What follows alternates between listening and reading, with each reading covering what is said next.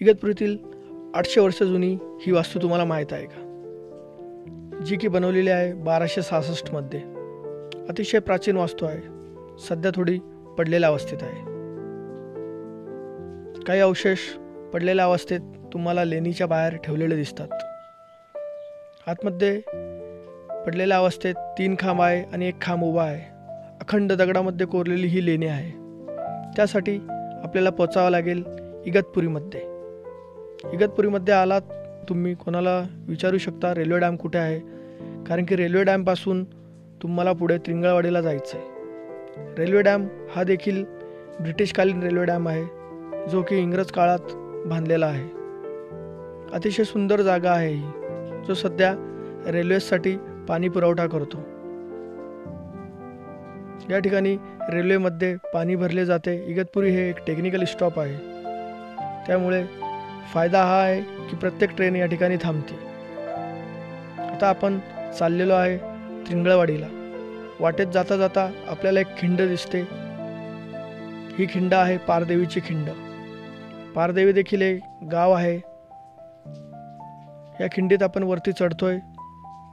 हा रस्ता एक नागमोडी रस्ता आहे, त्यामुळे येथे तुम्ही राईड करताना थोडी सावधगिरी बाळगावी ही विनंती.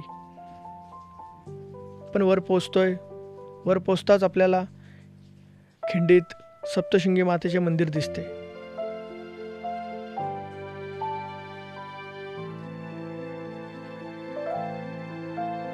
आपण खिंड उतरून आता चाललोय त्रिंगळवाडीला. इगतपुरीपासून त्रिंगळवाडीचे अंतर आहे अवघे 10 किलोमीटर. म्हणजे तुम्ही अर्ध्या तासात या ठिकाणी पोहोचू शकता. रस्ता छोटा आहे, पण छान रस्ता आहे. इगतपुरी हे एक हिल स्टेशन आहे, त्यामुळे पर्यटक नेहमी या ठिकाणी भेट देतात. पण खूप जणांना ही लेणी अजून माहिती नाही, त्यामुळे आपण त्या ठिकाणी चाललोय.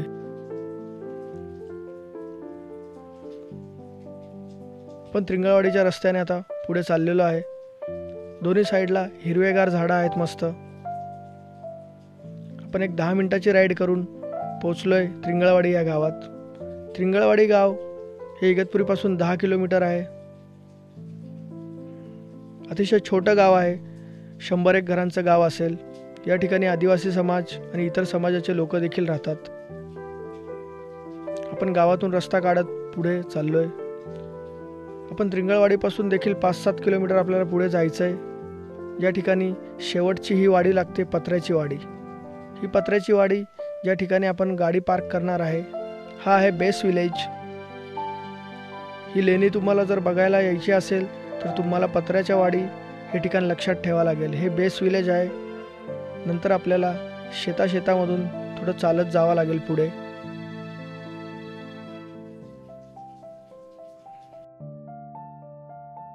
आपल्याला या पत्र्याच्या वाडीमध्ये छोटा मुलगा भेटला, ज्याचं नाव आहे शुभम. तो म्हटला चला मी तुम्हाला लेणी दाखवतो. आणि आपण आता त्याच्यासोबत निघालेलो आहे, कारण आपल्याला शेतामधनं जावं लागेल आणि आपल्याला रस्ता माहिती नाही आहे नेमका कुठून आहे, कारण की इथे सर्व लोक शेती करतात आणि आपल्याला कोणाच्या शेतातून कोणाचं नुकसान नाही करायचं. त्यामुळे आपण या मित्राची मदत घेतली आणि आपण पुढे चाललो.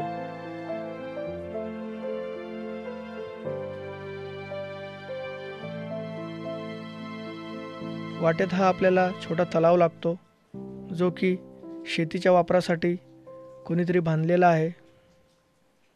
पावसाचं पाणी या तलावात स्टोअर करतात आणि उन्हाळ्यात हे यूज करतात. पुढे आपण चाललेलो आहे मस्त शेतातून वाट काढत. अतिशय सुंदर वातावरण आहे. ह्या वर्षी मे महिन्याच्या उकाड्यात आपल्याला पावसाचा आनंद भेटतोय, ही मोठी गोष्ट आहे. आपण मस्तपैकी वाट काढत पुढे चाललोय. आपल्यासोबत शुभम देखील आहे. आणि फायनली आपण 15-20 मिनिटाची वॉक करून पोचतो लेणीमध्ये. ही आहे 800 वर्ष जुनी इगतपुरीतील त्रिंगळवाडी या ठिकाणी असलेली लेणी. बाहेर पडलेल्या अवस्थेत तुम्हाला आतमधले काय अवशेष दिसतील. कशा प्रकारची कलाकारी आहे लेणीची, कारण ही 1266 मध्ये बनवण्यात आलेली आहे.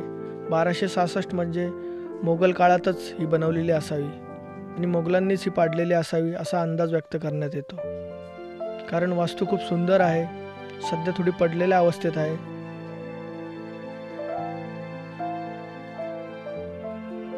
छान समोर एक दरवाजा आहे दगडाचा, मस्त एकदम अखंड दगडात कोरलेली वास्तू अशी जाणवते आपल्याला. आजूबाजूला एकदम दगडात कोरलेले अवशेष आहे. हे आतमधले अवशेष तुम्हाला बाहेर ठेवलेले दिसतात लेफ्ट साईडला कोपऱ्यात एका. अतिशय सुंदर नक्षीकाम केलेलं आहे. सध्या हे सर्व पुरातन विभागाच्या अंडर आहे. लेणीच्या समोर एक मोठं मैदान आहे मस्त. पण आतमध्ये गेलो तर आपल्याला दिसते की या ठिकाणी 4 खांब पडलेला आहे आणि एक खांब उभा आहे. सेम आपण जसं हरिश्चंद्रगडात केदारेश्वर मंदिरात जातो तसंच या ठिकाणी देखील आहे. आपण आतमध्ये गेल्यानंतर आपल्याला एक मूर्ती दिसते जी ध्यानस्थ अवस्थेत आहे, पद्मासन अवस्थेत. आणि त्या ठिकाणी लिहिलेलं आहे की ही कोणत्या साली ही लेणी बनवण्यात आलेली आहे. 1266 असं लिहिलेलं आहे. सध्या ही मूर्ती थोडी पडलेली आहे, जिचा चेहरा तोडण्यात आलेला आहे किंवा तुटलेला आहे. आपण हे नेमकं सांगू शकत नाही. बाहेर देखील सर्व काही पडलेलं आहे. हे खांब तुम्ही बघा, 3 खांब पडलेले आहे आणि एक खांब अजून देखील उभा आहे. अशी आख्यायिका आहे की 3 युग संपले आणि एक युग चालू आहे, जो की आहे कलियुग. त्याप्रमाणे हे खांब पडलेले असावे. छोटा गाईड आहे ना. काय नाव तुझं? शुभम. शुभम. हा, तर तुम्ही आलात या ठिकाणी तर शुभमला नक्की भेट द्या. हा तुम्हाला या ठिकाणी घेऊन येईल. आपला मित्र आहे ज्याने आपल्याला खूप मदत केली या ठिकाणी येण्यासाठी. तुम्ही जर इथे आलात तर पत्र्याच्या वाडीमध्ये शुभम ह्या नावाच्या मुलाला विचारा, तो तुम्हाला या ठिकाणी घेऊन येईल. आणि अशीच लेणी बघण्यासाठी तुम्ही इगतपुरीला अवश्य भेट द्या. ही खूप पुरातन आहे ऐतिहासिक वास्तू,